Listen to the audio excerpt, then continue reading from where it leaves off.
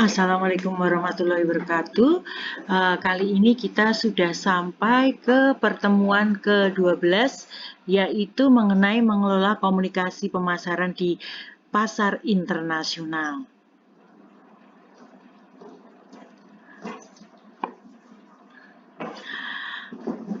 Pada kali ini pembahasan kita cukup banyak. Anda bisa baca, ada beberapa yang kita bahas pada pertemuan kali ini. Kita akan masuk ke pengertian promosi atau komunikasi pemasaran terintegrasi dan strategi promosi internasional. Saudara-saudara, kegiatan komunikasi pemasaran di pasar internasional serupa halnya dengan pemasaran produk sangat dipengaruhi oleh beberapa hal seperti lingkungan ekonomi, sosial, budaya, politik maupun hukum.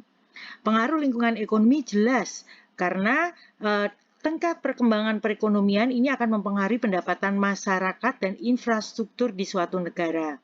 Sedangkan kalau lingkungan sosial budaya sangat mempengaruhi kegiatan komunikasi pemasaran internasional melalui unsur-unsur bahasa, agama, kebiasaan, norma-norma, makna simbol-simbol, dan juga pendidikan.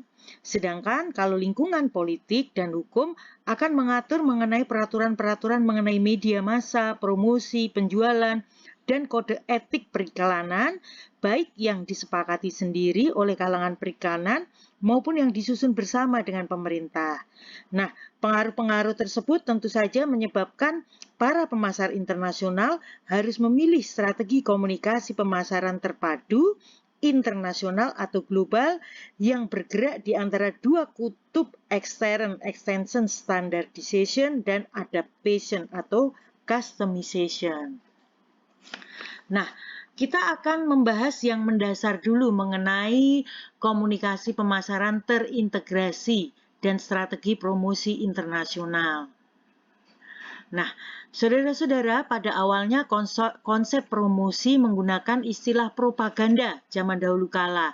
Nah, sekarang yang berkembang menjadi promosi dan di era yang modern ini justru promosi merupakan bagian dari komunikasi pemasaran yang terintegrasi.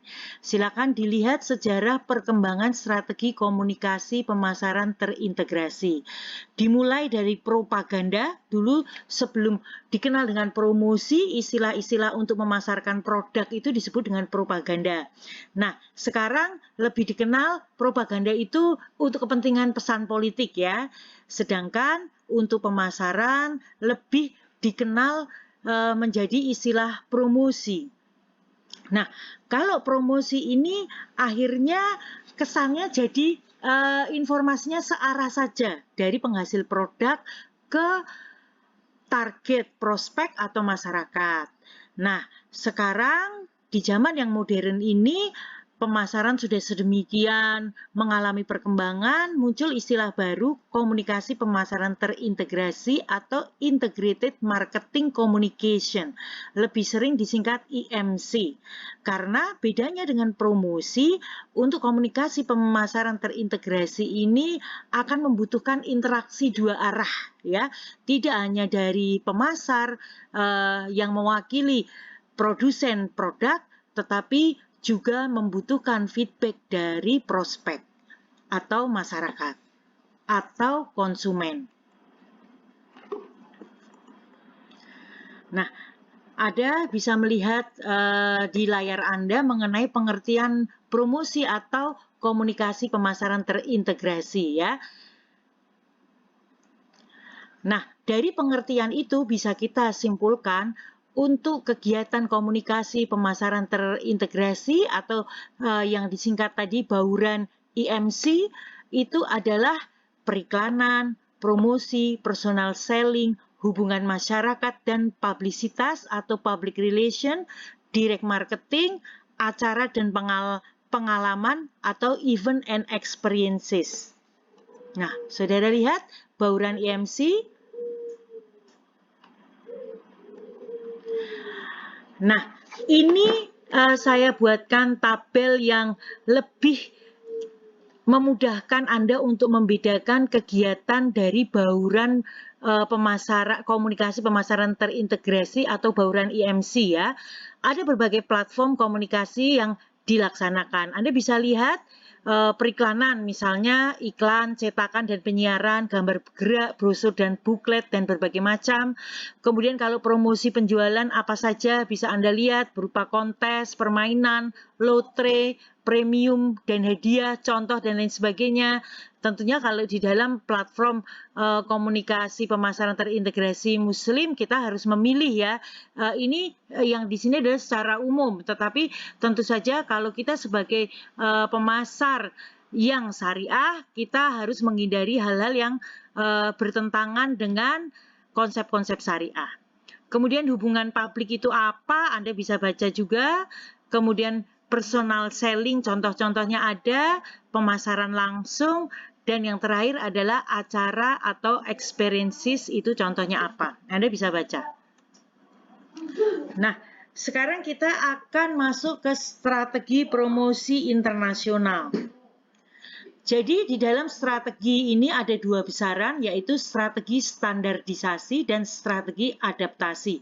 Di mana strategi standarisasi ini kalau memang produknya itu standar ya, Ade sudah mempelajari di produk ya tempo hari. Jadi kalau produknya standar, kita bisa memakai strategi standarisasi. Jadi di seluruh dunia sama aja gitu ya istilahnya. Nah, manfaat dari standarisasi ini jelas ekonomis karena iklannya akan sama aja di seluruh dunia ya. Kemudian ada strategi adaptasi atau adaptation strategi, tentunya seperti Anda sudah pelajari di produk kemarin, karena memang para konsumen di berbagai negara itu berbeda-beda permintaannya, sehingga perilaku dan motif pembeliannya juga beda, sehingga kalau kita mau melakukan periklanan tentu harus disesuaikan dengan karakter sasarannya. Nah, saudara-saudara, saat ini ada tren periklanan global, yaitu pattern advertising. Maksudnya apa? Ini adalah strategi yang sedikit berbeda dengan dua besaran strategi di atas. Ini membuat sebuah konsep komunikasi global untuk menjadi dasar bagi pembuatan copy, adwork, atau unsur lain dari periklanan yang dibuat oleh perusahaan pusat dan diadaptasikan oleh para anak perusahaan di berbagai negara. Nah, misalnya sudah ada konsep periklanan atau pemasaran di negara penghasil ya, di negara penghasil misalnya konsep di misalnya produk Indomie di Indonesia, konsep pemasarannya seperti ini. Iklannya ini kan kalau Indomie biasanya bersifat pemersatuan ya, mesti dari Sabang sampai kemana, ya itulah istilahnya ya, dari barat sampai ke timur lah istilahnya itu. Nah, itu konsepnya periklanan, kemudian menggunakan konsep pemasaran, sistem distribusinya yang sedemikian rupa. Nah, konsep itu bisa diadaptasi oleh negara-negara lain yang memasarkan produk Indomie, misalnya di negara Afrika Selatan, misalnya ada Indomie. Nah, misalnya itu bisa dipakai konsep periklanannya menggunakan konsep pemersatu untuk Afrika ya. Afrika misalnya ada kulit putihnya, ada kulit hitamnya tapi bersatu. Kemudian konsep distribusinya. Nah, itu adalah tren periklanan berpola atau pattern advertising. Nah, kemudian faktor-faktor yang harus dipertimbangkan untuk menentukan strategi promosi internasional apa saja? Yang pertama adalah sasaran kampanye promosi. Ya, sasarannya itu bisa dibedakan, sasaran penjualan dan sasaran non penjualan. Sasaran penjualan itu apa? Pasti produk.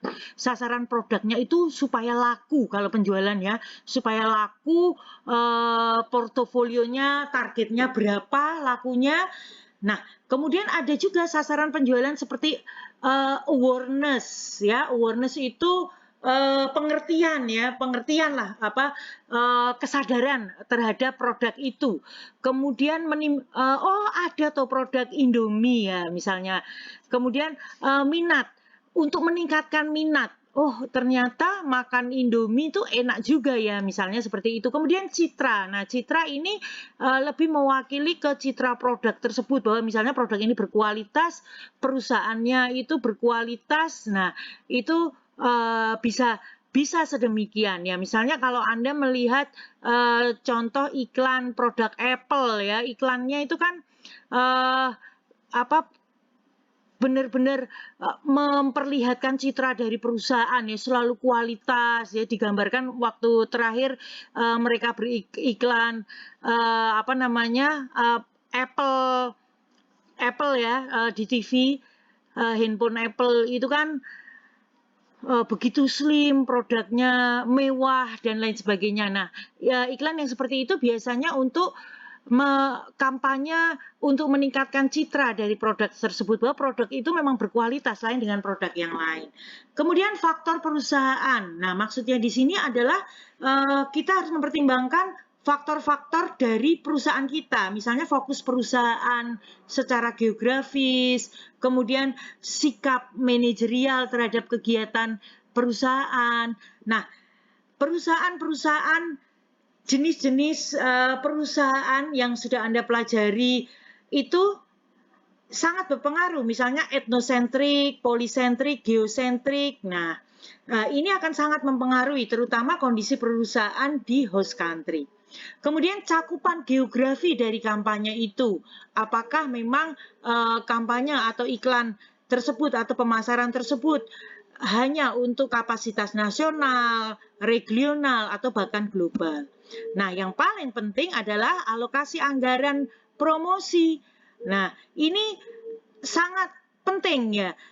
Tapi alokasi anggaran promosi tentu saja dipengaruhi dengan media yang tersedia. Misal medianya mau pakai media sosial atau media televisi, itu kan anggarannya beda-beda. Kemudian persaingan yang ada di host country dan tentu saja tingkat perekonomian di host country tersebut. Ya. Kemudian kita akan masuk ke faktor-faktor yang mempengaruhi transferability dan strategi promosi. Karena kita ini adalah pemasar internasional, pemasaran global. Kita seolah-olah seperti saya sampaikan dari awal, kalau belajar mengenai manajemen pemasaran internasional, seolah-olah kita ini sebagai CEO atau owner perusahaan internasional atau pegawai ya, pegawai di pusat atau kantor regional. Nah, ya, di sini ada faktor-faktor yang mempengaruhi transferability dan strategi promosi. Maksudnya apa? Nah, kita ini seolah-olah kita bekerja di perusahaan pemasarnya ya, pemasar internasional. Nah, kita kan akan masuk ke host country. Kita pasti kalau mau masuk ke host country sudah memiliki konsep ya, konsep pemasarannya seperti apa itu pasti sudah kita miliki. Nah, konsep itu harus kita transfer ke anak-anak perusahaan di negara host country. Ini maksud dari bab ini. Nah, Anda bisa lihat faktor yang mempengaruhi transferability dari strategi promosi adalah tingkat pendidikan di host country. Kita mau beda ya tentu kalau kita memasarkan produk di negara maju yang tingkat pendidikannya sudah tinggi, di mana persentase terbesar adalah orang-orang yang mengenyam pendidikan perkuliahan misalnya. Tapi kalau kita masuk ke negara yang berkembang, pasti tingkat pendidikannya lebih rendah. Rata-rata masyarakatnya pendidikannya misalnya baru tingkat sekolah menengah pertama. Nah, ini akan mempengaruhi transferability kita di negara host country tersebut. Nah, contoh lain adalah sikap terhadap pengambilan risiko, pencapaian dan pekerja, serta kesejahteraan di negara tersebut. Tingkat nasionalisme ini juga akan mempengaruhi ya, karena kalau tingkat nasionalismenya sangat kuatnya, kita berarti transferability ilmu kita mestinya harus diadaptasi dengan kearifan lokal di negara host country tersebut. Tingkat pertumbuhan ekonomi, kemudian penerimaan dan pengembangan merek-merek internasional, kebiasaan di negara host country, pola hubungan sosialnya di sana seperti apa, dan ketersediaan media. Maksudnya ketersediaan media di host country itu apa saja, apa sudah lengkap sebagai saluran-saluran komunikasi kita, media-medianya kita untuk berkomunikasi, pemasaran terintegrasi itu apa saja ya, untuk media beriklannya, apakah TV, media sosialnya, atau media yang lain lengkap ya.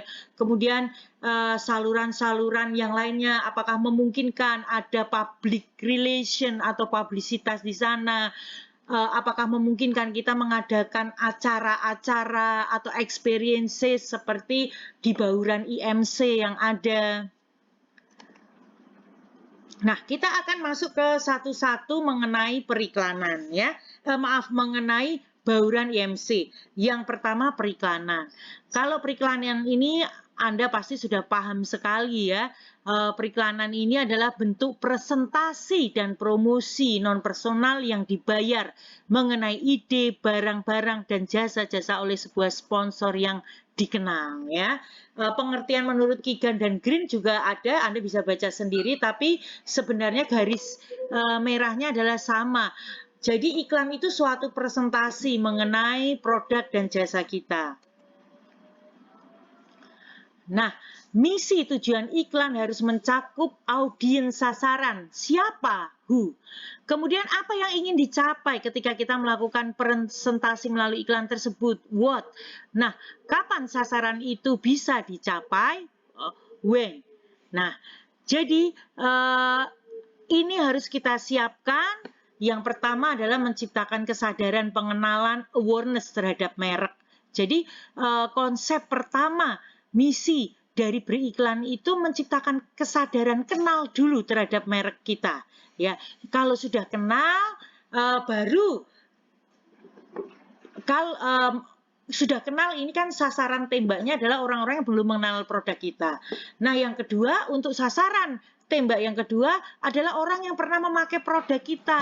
Jangan-jangan sudah nggak pakai sekarang. Sekarang jangan-jangan sudah nggak pakai lagi produk kita. Cuma dulu toh pernah beli, misalnya pernah makan Indomie setahun yang lalu. Nah, sekarang kita perlu mengingatkan kembali pembeli untuk tetap menggunakannya atau membeli lagi. Nah, kemudian misi yang ketiga adalah mengubah cara penggunaan produk dan jasa. Nah, untuk bertahan, produk untuk bertahan itu harus ada inovasi-inovasi. Saya melihat salah satu yang inovasinya luar biasa adalah, ini nggak iklan ya, Herbalife. Saya memperlihat dari belum berarti saya pemakai juga, tapi saya melihat konsep pemasarannya. Herbalife ini kan setengahnya MLM ya, walaupun dia nggak ngaku MLM, tapi ada konsep MLM di situ. Nah, dulu dalam memasarkan Herbalife, mereka itu kan mereka harganya mahal-mahal ya, lumayan menjualnya berdasar seperti perkemasan dan harganya mahal-mahal ya. Shake-nya harga 450.000 ya, itu ya, hanya bisa dipakai 10 hari kalau dipakai pagi sore, tapi kalau dipakai pagi tok bisa untuk 20 hari. Nah, itu cukup mahal ya. Dulu cara menjualnya dijual seperti itu per botol, tetapi mulai beberapa tahun yang lalu mereka menggunakan konsep pemasaran yang berbeda, sehingga di konsep pemasaran yang berbeda itu mereka penjualannya naik sampai beratus-ratus persen hingga sekarang. Mereka akhirnya mengenalkan cara menggunakan produk itu. Mereka mendirikan rumah-rumah sehat ya, mengedukasi cara meminum shake yang enak. Jadi bahkan tidak hanya dijual per botolan, per botol-botol gitu, dijual eceran. Sekali datang bayar 50.000 sudah dapat minum sarapan sehat, mereka berkata seperti itu. Kemudian mereka cara menggunakan shake sampai dicampur pisang, es batu, dan lain sebagainya, minumnya supaya enak. Nah, ini adalah suatu terobosan sesuai dengan misi atau tujuan iklan mengubah cara penggunaan produk dan jasa. Nah, selanjutnya adalah memberikan persepsi penting unggulnya merek perusahaan dibanding para pesaing. Nah, itu adalah konsep iklan sekarang. Wah, beda ini produkku dengan produk-produk pesaing. Nah, yang kelima adalah memberikan keyakinan, belief terhadap merek perusahaan. Ya, merek kami ini yang terbaik ya. Berusaha iklan itu presentasinya diharapkan memberikan belief terhadap merek perusahaan. Yang keenam, memperkuat sikap pelanggan telah memilih produk yang terunggul. Yang ketujuh, membangun citra korporat dan lini produk, kemudian mendapatkan respon pelanggan. Iya. Nah, kemudian iklan itu didesain menggunakan dua unsur utama. Satu, daya tarik atau copy claim. Bagaimana daya tarik iklan tersebut, gagasan itu, syukur-syukur iklan tersebut bisa viral ya, mencerminkan gagasan utama dari pesan iklan. Nah, yang kedua adalah metode presentasi atau execution style, cara menyajikan copy claim. Copy claim ya, misalnya mau konsep yang serius ya, atau konsep yang dagelan ya, seperti iklan rokok yang terakhir itu yang ada jin-jinan ya. Dia pertama kali gagasannya itu viral. Nah, akhirnya saat ini jadi track merek rokok tersebut ya, yang inisialnya E ya, E dalam bahasa Inggris atau A ya. Itu selalu konsep menyajikannya itu dalam joke ya, guyonan, tetapi guyonannya cerdas ya, dan bisa diterima anak muda karena memang saat ini adalah pelanggan terbesar dari produk itu, yaitu produk rokok itu di anak muda. Maka ranah iklannya adalah konsepnya yang santai, santuy seperti karakter dari anak muda. Nah, ini Anda bisa melihat cara-cara membuat iklan itu supaya menarik. Harus menyajikan 3 karakter utama. Yang pertama adalah desirability, disukai pelanggan, exclusiveness, unik dan tidak dimiliki pesaing, believability, dapat dipercaya. Nah, daya tarik iklan adalah argumen atau klaim motivasional atau pernyataan deskriptif yang termuat dalam pesan iklan. Nah, klaim argumentasi iklan itu ada 3. Yang pertama, klaim yang menggambarkan atribut fisik produk. Ya, physical attribute. Nah, jadi iklan tersebut lebih menonjolkan atribut produk fisik. Produk itu seperti apa ya, biasanya iklan-iklan mobil, fashion itu lebih menonjolkan ke atribut fisik seperti ini. Kemudian klaim yang menggambarkan manfaat fungsional benefit. Ini sering ya, iklan obat gitu ya, baru minum obat langsung sembuh. Ya, bablas angine. Ya, itu contoh. Anda pasti saya bilang bablas angine, inget ya iklan apa. Jadi biasanya iklan-iklan obat, iklan-iklan makanan kesehatan. Nah, ini lebih ke klaim untuk menggambarkan manfaat fungsional. Kemudian klaim yang mengasosiasikan produk jasa dan manfaat fungsional atau mood setelah digunakan ya. Ini banyak juga ya iklan-iklan seperti ini. Contohnya apa untuk iklan yang menggambarkan mood seperti ini, misalnya contoh iklan-iklan permen ya, makanan, parfum. Nah, itu seolah-olah langsung begitu mencium parfum gitu, langsung moodnya bagus. Terus iklan-iklan kebutuhan sehari-hari, misalnya sabun dan lain sebagainya, biasanya lebih ke klaim yang nomor 3.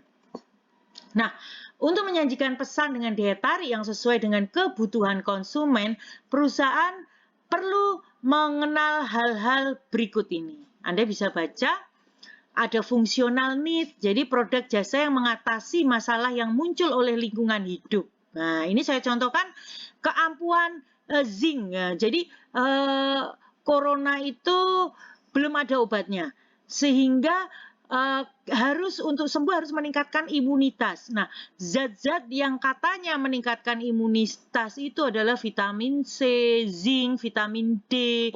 Nah, akhirnya kemarin-kemarin timbul produk-produk yang dicari itu vitamin. Yang diunggulkan adalah zinc karena mampu mengatasi wabah corona dengan meningkatkan imunitas kita. Kemudian simbolik, maksudnya adalah produk jasa untuk mengatasi kebutuhan yang ditimbulkan secara internasional.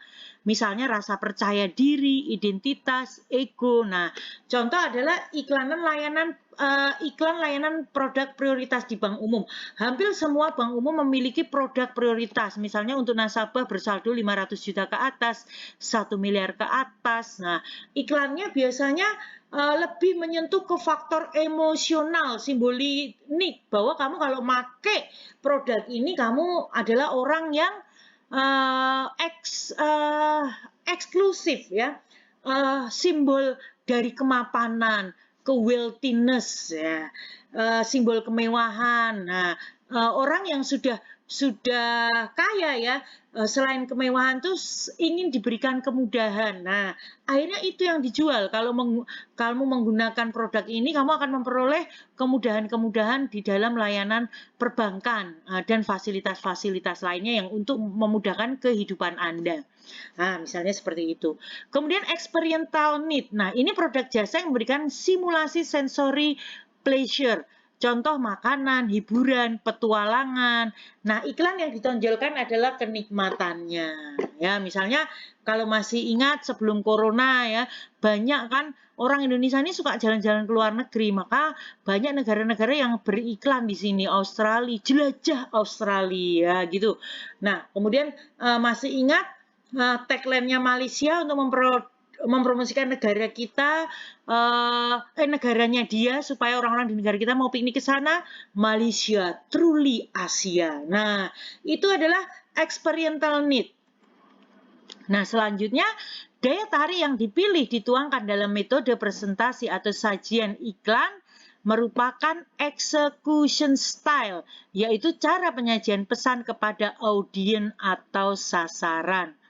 Nah, tipe-tipe execution style ini ada symbolic association, ya, mendramatisasi atribut produk dan jasa. Contoh minum antangin bablas anginnya langsung mari masuk anginnya. Kemudian ada yang testimonial, biasanya menggunakan selebriti untuk melakukan testimoni. Nah, ini makanya banyak endorsement ya di media sosial. Ini menggunakan testimonial. Kemudian product demonstration. Jadi demonstrasi kemampuan produk dan jasa. Ini bahkan sering secara manual ya, sebelum pandemi orang produsen-produsen datang ke arisan-arisan ibu-ibu. Nah, misalnya produknya yang sesuai dengan ibu-ibu, jual wajan anti lengket. Nah, itu didemonstrasikan di arisan tersebut. Kemudian slice of life. Ini menampilkan penggalan hidup orang awam.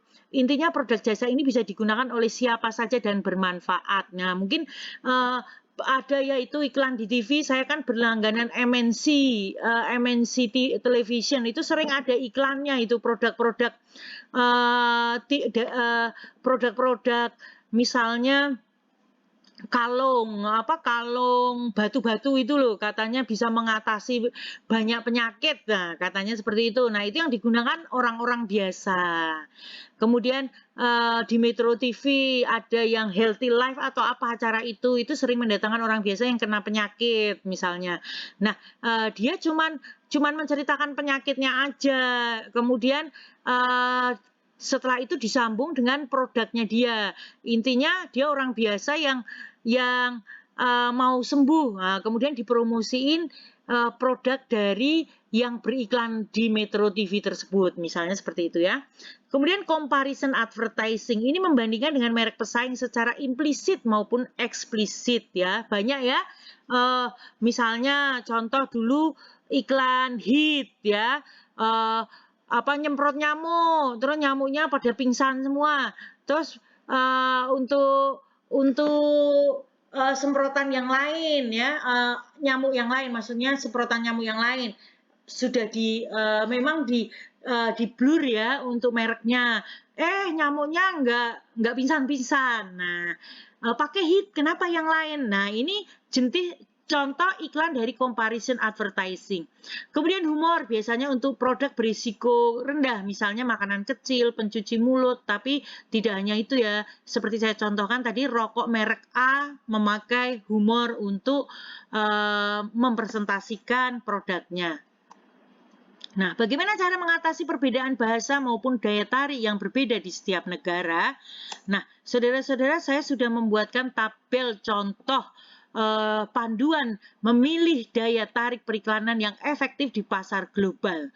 Nah, sumbernya adalah Keegan and Green dari Global Marketing USA. Jadi daya tarik orang-orang di berbagai macam negara itu berbeda-beda. Ada yang rasional, argumen ini dari orang Austria, Belgia, Jerman, Italia, Amerika Serikat.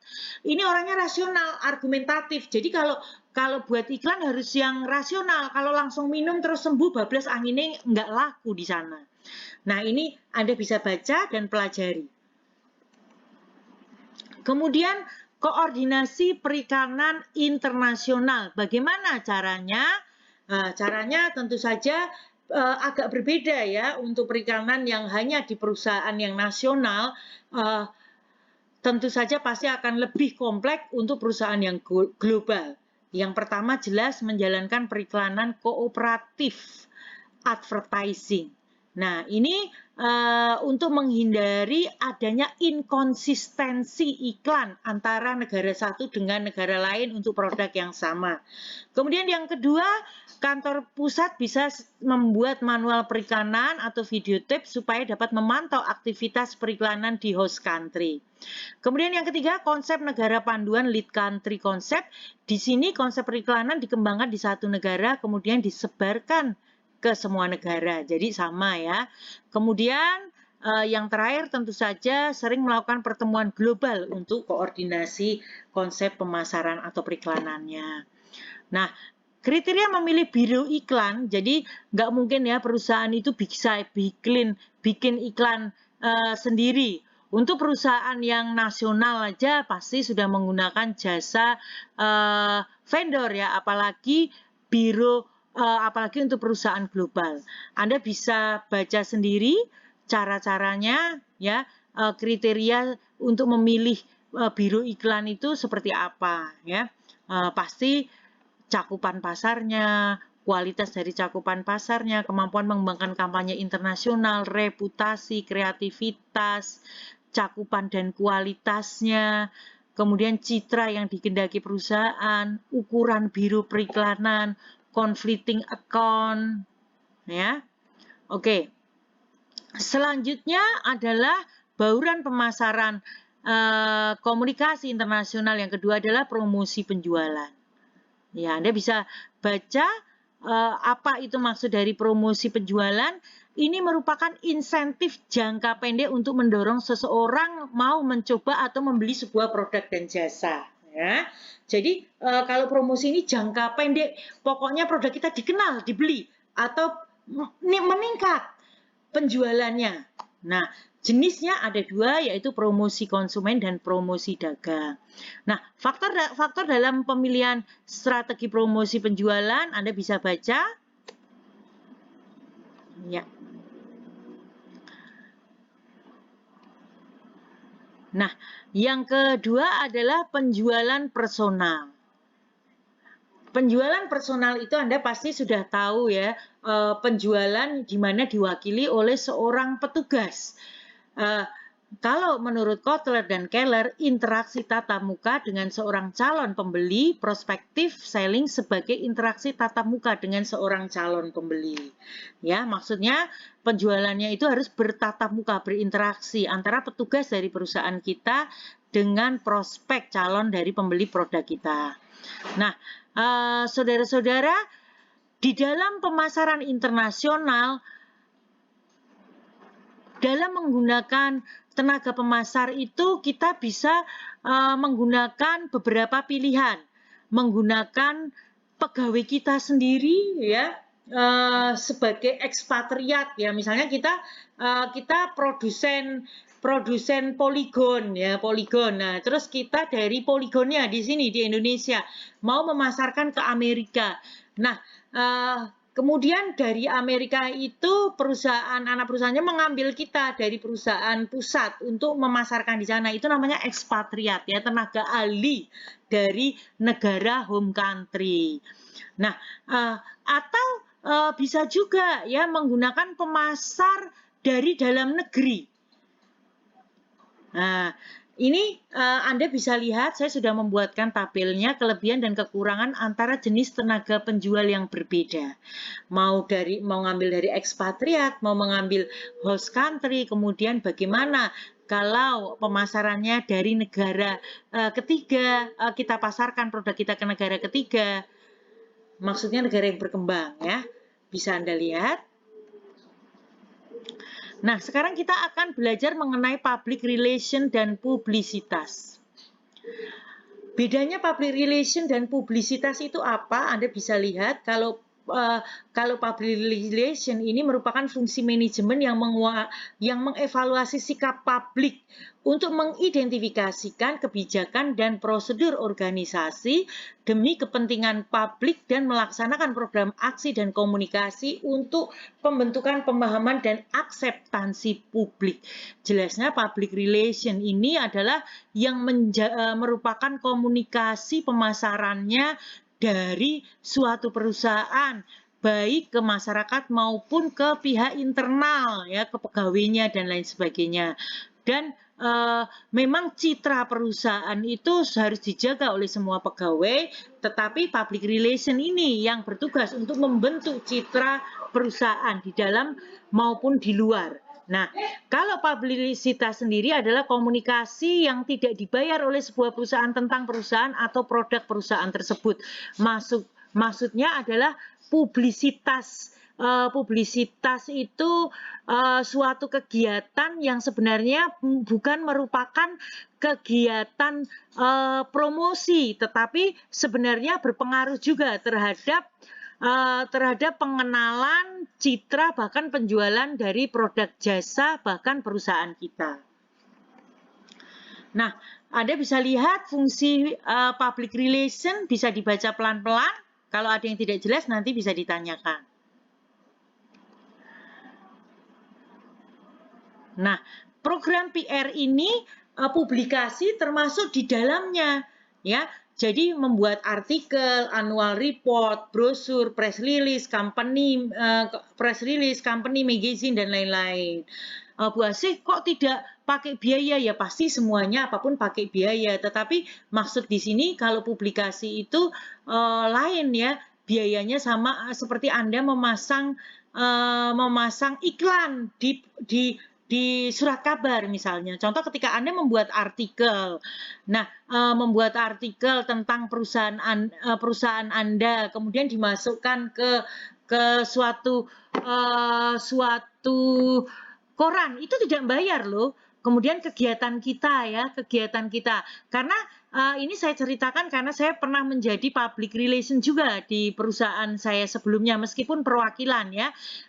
Jadi saya terakhir itu menjadi kepala service management region. Nah, kalau bagian public relation itu kan ada di pusat. Kalau saya kan di region di kantor wilayah Semarang yang membawai area Jawa Tengah. Nah, fungsi saya selain untuk menjaga layanan sebagai fungsi public relation. Jadi kegiatan-kegiatan publikasi, membuat artikel, membuat press release itu ada di tempat saya dulu. Nah, beda ya dengan memasang iklan. Contoh, misalnya kita kan selalu ingin diliput. Ya, kegiatan-kegiatan kita selalu ingin diliput. Misalnya kita membuka kantor baru atau kita ulang tahun atau kita memberikan mengumumkan bahwa kita ada di cuti bersama yang libur panjang, kita tetap melayani dan lain sebagainya. Itu kita ingin diliput dan jangan salah, koran surat kabar itu juga butuh berita. Ya, biasanya kita kerjasama sama wartawan ekonomi. Nah, nanti kita minta, kita mau ada kegiatan ini, datang dong, nanti dia akan meliput. Dan kita nggak membayar loh, tetapi karena kita hubungan baik ya biasanya kita ngasih ongkos lah buat wartawannya. Nah, seperti itu ya. Nah, kita sekarang akan masuk ke direct marketing. Nah, jadi kalau direct marketing yang ada sekarang ini banyak lewat televisi, ya, mungkin radio. Jadi ketika mereka mengiklankan suatu produk, kemudian dia membuka kontak langsung, misalnya lewat telepon untuk menawar produknya, ya. Ini namanya direct marketing. Nah, tujuan dari direct marketing ini Anda bisa lihat sudah saya buatkan tabelnya. Dan alternatif programnya apa saja. Nah, kemudian event and experiences. Contoh event dan experiences itu apa ya? Kalau di pemasaran internasional ya, jadi kita melakukan event-event. Contoh pameran dagang atau eksibisi, ya kan sering itu. Pameran dagang apa Indonesia membawa timnya untuk pameran dagang di Belanda, misalnya seperti itu. Atau mungkin ada apa negara lain membuat pameran dagang atau eksibisi di Indonesia. Nah, ini termasuk event ya. Kemudian event itu sponsorship juga. Kalau contoh yang mudah misalnya ya, dulu saya pernah menjadi kabak marketing di BNI Undip. Nah, misalnya Undip ada acara ya, Undip ada acara Disnatalis ya, di situ eventnya banyak dia, dari seminar, dari kemudian mungkin lomba-lomba untuk mahasiswa. Nah, dia mengajukan sponsorship, ayo BNI nyumbang berapa, ngasih proposal ke saya, misalnya bisa dia mintanya, kadang-kadang mintanya besar 100 juta, atau berapa puluh juta, tapi belum tentu kita biayai juga, kita harus berhitung ya, kita berhitung. Nah, nanti kita akan bantu. Kalau bank itu kan tetap untung rugi ya, harus kita hitung juga untung ruginya untuk memberikan sponsorship. Nah, nanti kita akan membantu kalau memang lolos, setelah kita analisa kita memberikan dana untuk sponsorship tersebut. Nah, nanti akhirnya nama kita, perusahaan kita dipasang di balihonya, atau di spanduknya, atau di mana, atau bahkan kadang-kadang kita diminta untuk memberikan pembukaan di acara tersebut. Nah, kira-kira mengapa penting? Anda bisa mendiskusikannya. Kemudian kalau experience apa? Contoh ya, experience itu misalnya kita diundang invitation di perusahaan otomotif dealer mengeluarkan mobil baru, terus kita diminta untuk mencoba menaiki mobil tersebut. Apa istilahnya? Bukan Ryan ya, pokoknya itulah sering ada seperti itu, terus kita dicoba, tidak hanya untuk duduk tapi kita dibolehkan muter bersama pegawainya dia untuk merasakan. Nah, itu experiences. Atau kalau di perbankan sekarang bank kan getol untuk mendigitalisasikan dari mendigitalisasikan produk-produknya. Contoh mobile banking, kita kemudian dilakukan upload, kemudian diminta experience. Ayo Ibu coba transaksi lewat mobile bankingnya, transfer aja Bu, atau isi GoPay, atau isi dananya, isi Shopee-nya. Nah, misalnya seperti itu. Terus kita mencoba sendiri di depan customer service, itu namanya experiences. Nah, baik saudara-saudara, materinya sudah selesai, saya jelaskan. Anda bisa menyimak sekali lagi untuk mengulang. Terima kasih atas perhatiannya. Wassalamualaikum warahmatullahi wabarakatuh.